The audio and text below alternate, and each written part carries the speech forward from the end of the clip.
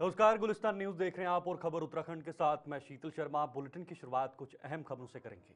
उड़ान योजना के तहत उत्तराखंड में हवाई कनेक्टिविटी को नया आयाम मिल रहा है। हेरिटेज एविएशन के माध्यम से पिथौरागढ़ से मुनस्यारी और हल्द्वानी से अल्मोड़ा के बीच हेली सेवा शुरू कर दी गई है। डीजीसीए की अनुमति के बाद इन सेवाओं का संचालन प्रारंभ हो गया है। प्रदेश के मुख्यमंत्री पुष्कर सिंह धामी ने हेली सेवाओं का वर्चुअल उद्घाटन किया। इसके साथ साथ मुनस्यारी और अल्मोड़ा के लिए प्रति यात्री किराया 2500 रुपए तय किया गया है। इस अवसर पर मुख्यमंत्री धामी ने कहा कि यह पहल न केवल स्थानीय लोगों को त्वरित यात्रा सुविधा देगी, बल्कि पर्यटन को भी नई ऊंचाइयों पर ले जाएगी। बहनों, सर्वप्रथम आज हमारे राज्य में हवाई कनेक्टिविटी को नया आयाम देने वाले इस महत्वपूर्ण कार्यक्रम में वर्चुअल माध्यम से जुड़े आप सभी महानुभावों का मैं आज इस शुभ दिवस महानवमी के अवसर पर आप सभी का हृदय से स्वागत करता हूं, अभिनंदन करता हूं। और मेरे लिए ये अत्यंत हर्ष का विषय है कि आज हम उड़ान योजना के अंतर्गत पिथौरागढ़ से मुनस्यारी के साथ साथ हल्द्वानी से अल्मोड़ा के बीच हेली सेवाओं का शुभारंभ करने जा रहे हैं। भाइयों बहनों, अल्मोड़ा उत्तराखंड का प्राचीन नगर होने के साथ साथ ऐतिहासिक एवं सांस्कृतिक रूप से भी अत्यंत महत्वपूर्ण है। अल्मोड़ा की प्राकृतिक सुंदरता, शांत वादियां, हरे भरे पहाड़, ऐतिहासिक मंदिर, समृद्ध संस्कृति देश और दुनिया भर के पर्यटकों को, श्रद्धालुओं को आकर्षित करती है। साथ ही नंदा देवी मंदिर, कसार देवी मंदिर, बिनसर वाइल्ड लाइफ सेंचुरी जैसे स्थल अल्मोड़ा को विशेष बनाते हैं। इसके साथ ही यहाँ के हस्तशिल्प, ऊनी वस्त्र, स्थानीय व्यंजन भी अपनी एक विशिष्ट पहचान रखते हैं।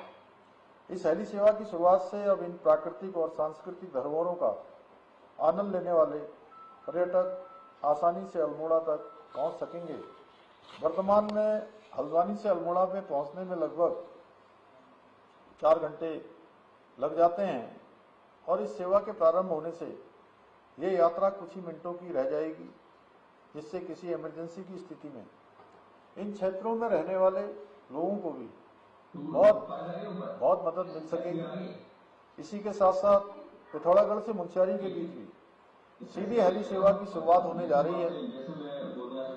मुनस्यारी अपनी प्राकृतिक सुंदरता, पंचाचूली पर्वत श्रृंखला और सांस्कृतिक समृद्धि के लिए प्रसिद्ध है। इस सेवा के प्रारंभ होने से न केवल मुनस्यारी की सुंदर वादियों को देखने आने वाले देश विदेश के पर्यटकों को यहाँ पहुँचने में आसानी होगी, बल्कि ये सेवा आदि कैलाश और कैलाश मानसरोवर यात्रा पर आने वाले श्रद्धालुओं के लिए भी बहुत उपयोगी सिद्ध होगी। मुझे पूरा विश्वास है कि इन हेली सेवाओं के प्रारंभ होने से जहाँ एक और इन दोनों क्षेत्रों में पर्यटन एवं आर्थिक विकास को गति मिलेगी, वहीं बेहतर कनेक्टिविटी द्वारा स्थानीय निवासियों के जीवन में भी सकारात्मक बदलाव आएगा। मैं इस अवसर पर सभी प्रदेश क्षेत्रवासियों एवं प्रदेशवासियों को इन सेवाओं के आज से प्रारंभ होने पर हार्दिक बधाई। आगे बढ़ेंगे। अंतर्राष्ट्रीय वृद्धजन दिवस के अवसर पर देहरादून में राज्य स्तरीय कार्यक्रम का आयोजन किया गया। कार्यक्रम में प्रदेश के मुख्यमंत्री पुष्कर सिंह धामी ने भी प्रतिभाग किया है। इस दौरान उन्होंने समाज में योगदान देने वाले बुजुर्गों को भी सम्मानित किया है। मुख्यमंत्री ने सरकार द्वारा वरिष्ठ नागरिकों के कल्याण के लिए चलाई जा रही योजनाओं जैसे वृद्धावस्था पेंशन, स्वास्थ्य सेवाएं और देखभाल केंद्रों के सशक्तिकरण की जानकारी दी है। सीएम ने बुजुर्गों से संवाद कर उनकी समस्याओं और सुझावों को सुना है। कार्यक्रम में सामाजिक संगठनों, स्वयंसेवी संस्थाओं और समाज सेवियों ने भी भाग लिया। ये पहल वरिष्ठ नागरिकों के लिए सम्मान और सशक्तिकरण की दिशा में महत्वपूर्ण कदम है। पीढ़ी दर पीढ़ी पढ़ाने का काम आप सबके माध्यम से होता है। हमारे बुजुर्ग न केवल हमारे परिवार के संरक्षक होते हैं, अभिभावक होते हैं, बल्कि हमारी संस्कृति, परंपराएं और मूल्यों के भी वो जीवंत वाहक होते हैं। मेरा मानना है, जिन घरों में बड़ों का आशीर्वाद होता है, उनकी कृपा दृष्टि होती है, वहां सदैव सुख, शांति और समृद्धि का वास होता है, वैभव होता है, हर प्रकार से संपन्नता आती है, घर में संतोष होता है। आज आदरणीय प्रधानमंत्री श्री नरेंद्र मोदी जी के नेतृत्व में देश के वरिष्ठ नागरिकों के सम्मान, सुरक्षा और उनके कल्याण को सर्वोच्च प्राथमिकता दी जा रही है। केंद्र सरकार द्वारा अटल वयो अभ्युदय योजना, प्रधानमंत्री वय वंदना योजना, राष्ट्रीय वयोश्री योजना, वरिष्ठ नागरिकों के लिए स्वास्थ्य बीमा योजना और पेंशन योजनाओं जैसी अनेक योजनाएं संचालित की जा रही हैं ताकि हमारे वरिष्ठ नागरिकों को सुरक्षित, सम्मानित और सुरक्षापूर्ण जीवन यापन वो कर सकें। इसलिए आदरणीय प्रधानमंत्री जी ने आयुष्मान भारत योजना के अंतर्गत 60 वर्ष से अधिक आयु के सभी वरिष्ठ नागरिकों को निःशुल्क चिकित्सा सुविधा सेवा प्रदान की है। आदरणीय प्रधानमंत्री जी के मार्गदर्शन में, उनके सहयोग से हमारी सरकार भी वरिष्ठ नागरिकों के लिए, हमारे वृद्धजनों के कल्याण के लिए पूरी तरह से संकल्पित होकर कार्य कर रही है। हमारी सरकार द्वारा वरिष्ठ नागरिकों को आर्थिक रूप से आत्मनिर्भर बनाने हेतु वृद्धावस्था पेंशन योजना के अंतर्गत प्रतिमाह 1500 रुपये पेंशन प्रदान की जा रही है। और आप सबको ध्यान होगा कि जब मैंने राज्य के मुख्य सेवक के रूप में काम करना प्रारंभ किया था, उस समय हमारे वृद्धजनों के लिए परिवार में केवल एक ही दंपत्ति, एक दंपत्ति में से किसी एक को ही इस पेंशन योजना का लाभ मिलता था। और बहुत से परिवारों में आपस में ये भी होता था कि मुझे पेंशन मिल रही है और मुझे नहीं मिल रही है, पत्नी को मिल रही है, पति को नहीं मिल रही है, या पत्नी को मिल रही है, पति को नहीं मिल रही है। मैं आप सबको बताना चाहता हूं, मैंने देखा कि कई घरों में मजाक मजाक में थोड़ा झगड़ा भी हो जाता था। हमने कहा कि किसी भी कीमत पर हमारे वृद्धजनों को हम झगड़ने नहीं देंगे, आपस में कुछ कहने का अवसर नहीं देंगे, और हमने दोनों ही दंपत्तियों के लिए पेंशन की व्यवस्था अंतर्गत लगभग 6 लाख वृद्धजनों की डीबीटी के माध्यम से पेंशन की राशि उनके बैंक खातों में सीधे ट्रांसफर की जा रही है। इसके साथ ही हमारी सरकार द्वारा राज्य के सभी जनपदों में वृद्धाश्रम की व्यवस्था को लगातार सुदृढ़ किया जा रहा है। पिछले दिनों एक कार्यक्रम में मैंने घोषणा भी की है, और हमारा समाज कल्याण विभाग, अभी मैं, चूंकि ये विभाग के पहले मंत्री चंदन रामदास जी होते थे, उनका देहांत हो जाने के बाद इस विभाग के प्रभारी के नाते भी मैं ही इस विभाग को देखता हूं, तो मैंने एक घोषणा करी कि अब राज्य के प्रत्येक जनपद में कोई जनपद ऐसा नहीं रहेगा जहां हमारे वृद्धजनों को। उत्तराखंड गैर सरकारी संगठन महासंघ के प्रतिनिधि मंडल ने बुधवार को मुख्यमंत्री पुष्कर सिंह धामी से आवास में मुलाकात की है। मुख्यमंत्री को महासंघ के 26 अक्टूबर को प्रस्तावित राज्य सम्मेलन में बतौर मुख्य अतिथि के रूप में गरिमामयी उपस्थिति दिए जाने के लिए आमंत्रण पत्र दिया गया है। मुख्यमंत्री ने सम्मेलन में शामिल होने पर अपनी सहमति दे दी है। महासंघ में सहमति मिलने पर मुख्यमंत्री का आभार व्यक्त किया गया। महासंघ के राज्य संयोजक जगत बरतोलिया के नेतृत्व में महासंघ के एक प्रतिनिधिमंडल ने आवास में मुख्यमंत्री पुष्कर धामी से मुलाकात की। माता रानी का शॉल तथा पौधे देकर मुख्यमंत्री का सम्मान किया गया है।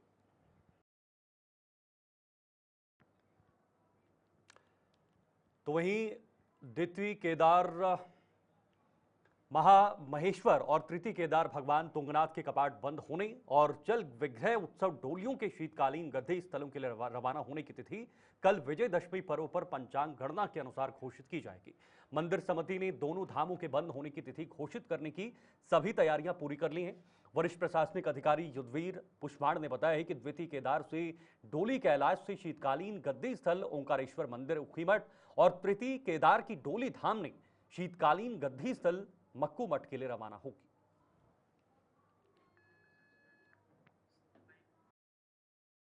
आगे बढ़ेंगे। उधम सिंह नगर की नगर पालिका परिषद नगर क्षेत्र में अतिक्रमण से प्रभावित भूमि के स्वत्व निर्धारण और चिन्हीकरण के लिए गठित उच्च स्तरीय समिति ने मंगलवार को स्थलीय निरीक्षण किया है।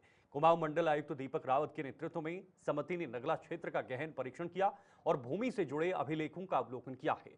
मंडलायुक्त ने कहा कि शासन की मंशा है कि विवादित भूमि मामलों का त्वरित और पारदर्शी निस्तारण हो। त्योहारों के बाद चिन्हीकरण की कार्रवाई होगी और आवश्यकता पड़ने पर सर्वे ऑफ इंडिया से भी सर्वे कराया जाएगा। अतिक्रमणकारियों को नियमानुसार नोटिस भी दिए जाएंगे। समिति बनी है जो वर्तमान में नगर पालिका नगला है, इसमें लैंड की स्थिति को स्पष्ट करने के लिए किसका स्वामित्व कहाँ पे है।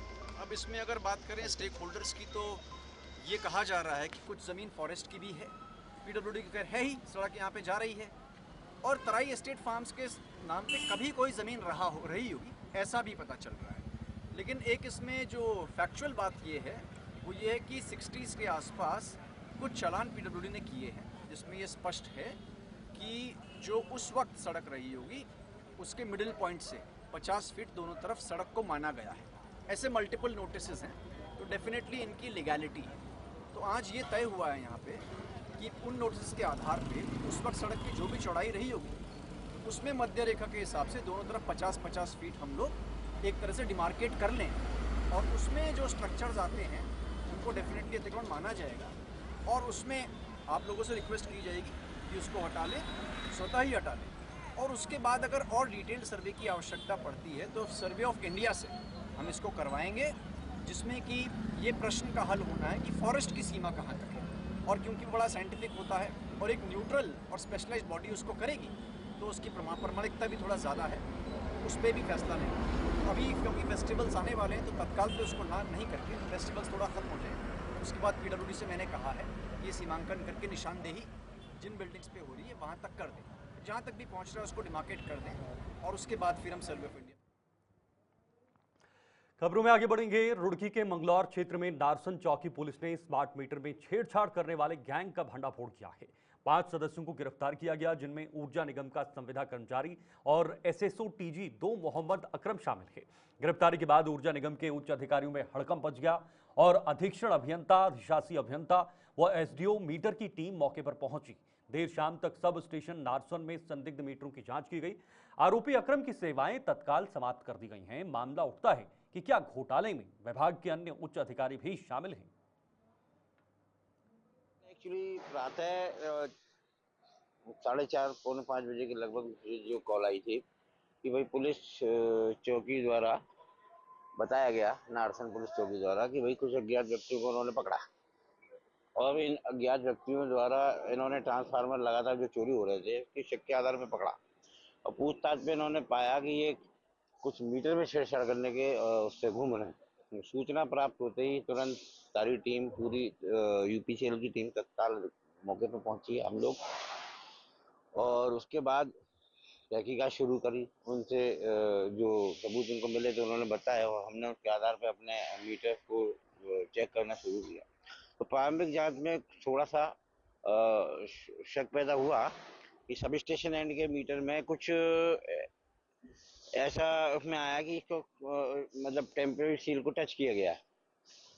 तो उसके बाद जो है जो उनकी कहना था पुलिस का, उसके आधार पर हमने भी कार्रवाई शुरू की। लॉग बुक में जो एंट्री होती है की, तो एसएसओ के प्रारंभिक दृष्टि में दोषी पाए हुए हमने उसको तत्काल हटा दिया है, और उसके बाद जो है मीटर को सील करके जांच के लिए भेज दिया गया है।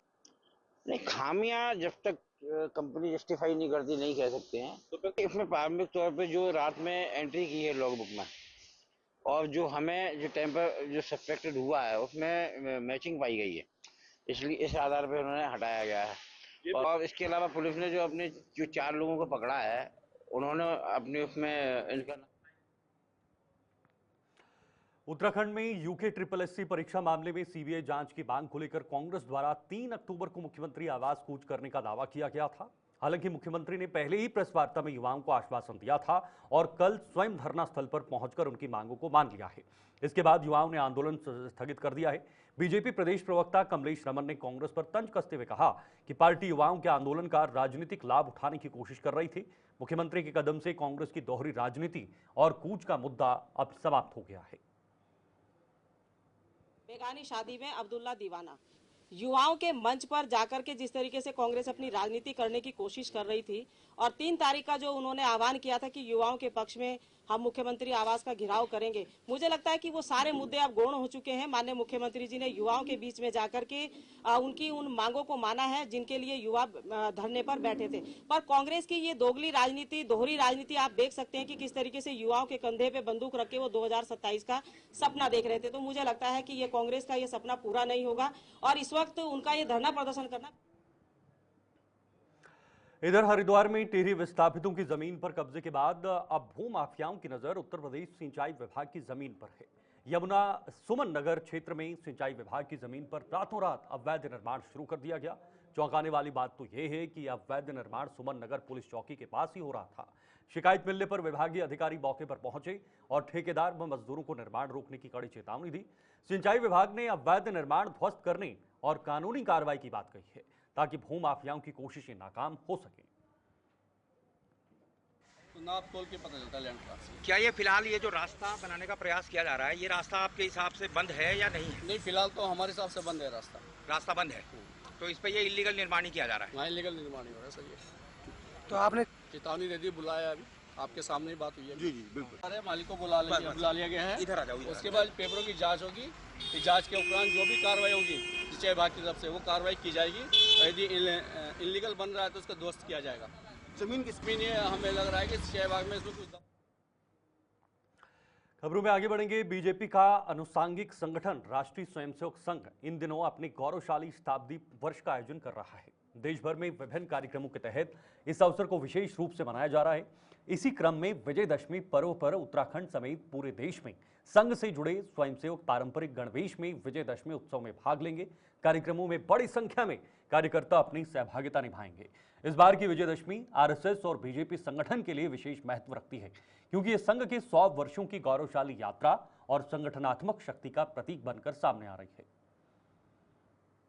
सभी लोगों को आज महानवमी है और कल विजयादशमी है, उसकी बहुत बहुत शुभकामनाएं हैं क्योंकि विजयादशमी का पर्व हम सब लोगों के लिए एक विशेष पर्व होता है और विशेष रूप से हम भारतीय जनता पार्टी के कार्यकर्ताओं के लिए एक विशेष इसका महत्व है। और कल विभिन्न प्रकार के कार्यक्रम हमारे मातृ संगठन राष्ट्रीय स्वयंसेवक संघ के हैं और उन कार्यक्रमों में इस बार जो हमारी गौरवशाली शताब्दी वर्ष है और शताब्दी वर्ष होने के नाते अनेक अनेक कार्यक्रम हमारे मध्य में आए हैं।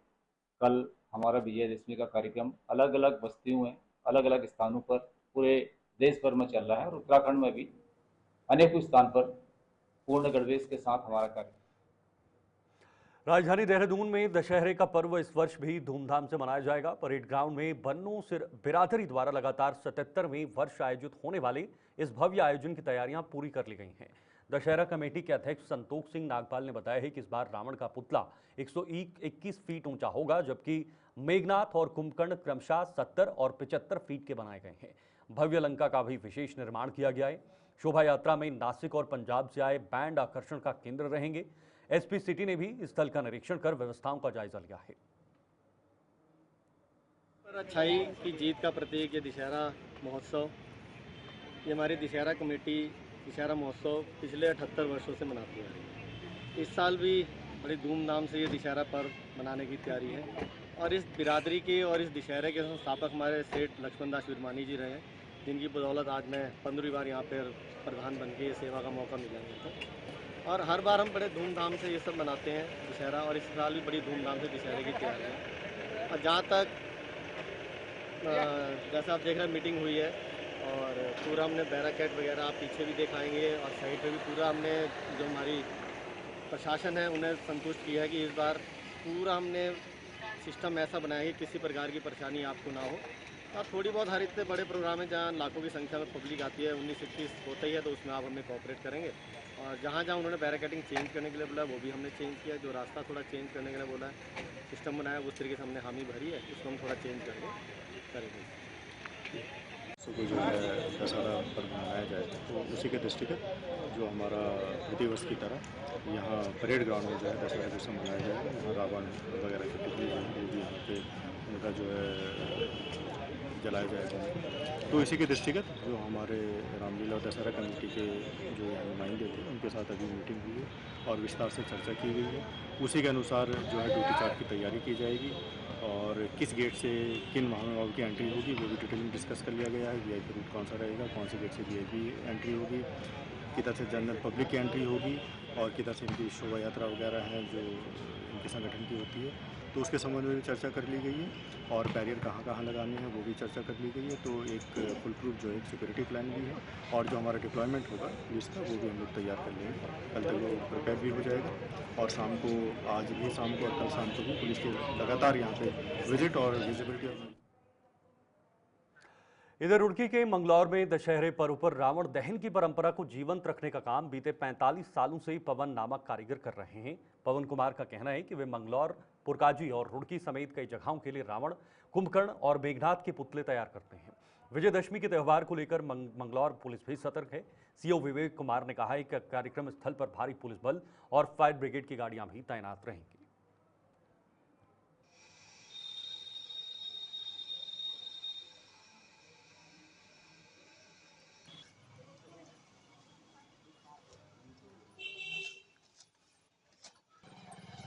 मुझे 45 साल हो गए रावण का काम करते हुए और क्या नाम जो है पूरी तैयारी है आपके रावणों की।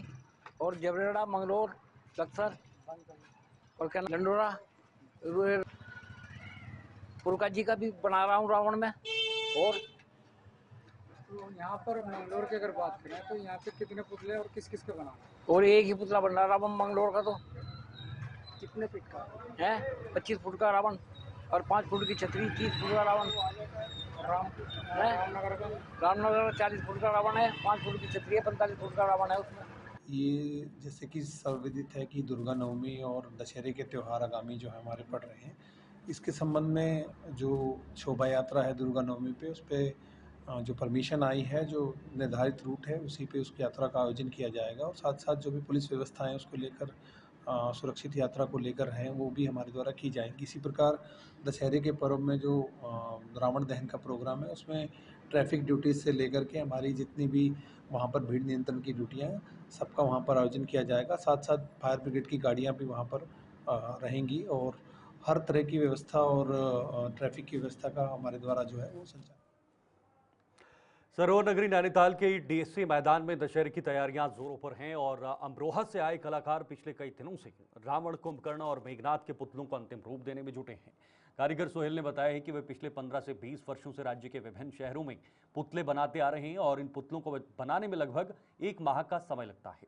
रामलीला कमेटी के पूर्व अध्यक्ष मंटू जोशी ने बताया है कि इस वर्ष राम सेवक सभा भव्य रूप से दशहरा मनाएगी। विशेष आकर्षण के तौर पर 50 फीट ऊंचा रावण बनाया गया है और दहन से पहले भव्य आतिशबाजी भी होने वाली है।